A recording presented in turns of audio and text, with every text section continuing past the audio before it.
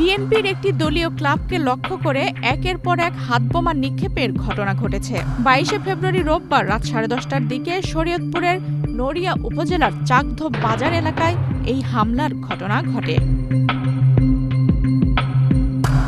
প্রত্যক্ষদর্শীরা জানান, মোটরসাইকেলে করে আসা দুই দুর্বৃত্ত ক্লাবের সামনে এসে পরপর কয়েকটি হাতবোমা নিক্ষেপ করে দ্রুত পালিয়ে যায়। বিস্ফোরণের শব্দে আশপাশের এলাকায় আতঙ্ক ছড়িয়ে পড়ে। স্থানীয়রা নিরাপদ স্থানে সরে যান। তবে এই ঘটনায় কোনো হতাহতের খবর পাওয়া যায়নি। খবর পেয়ে নড়িয়া থানা পুলিশ ঘটনাস্থলে পৌঁছে বিস্ফোরণের আলামত সংগ্রহ করে। এ সময় একটি অবিস্ফোরিত হাতবোমা উদ্ধার করা হয়। পরে সেটি নিষ্ক্রিয় করার ব্যবস্থা নেওয়া হয়।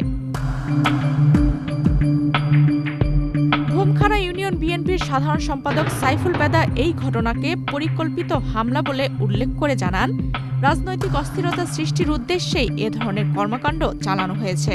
তিনি জড়িতদের দ্রুত শনাক্ত ও গ্রেপ্তারের দাবি জানান। নড়িয়া থানার ভারপ্রাপ্ত কর্মকর্তা মোহাম্মদ বাহার মিয়া বলেন, ঘটনাটি গুরুত্বের সঙ্গে তদন্ত করা হচ্ছে। হামলায় জড়িতদের শনাক্তে পুলিশের অভিযান অব্যাহত রয়েছে বলেও জানান তিনি।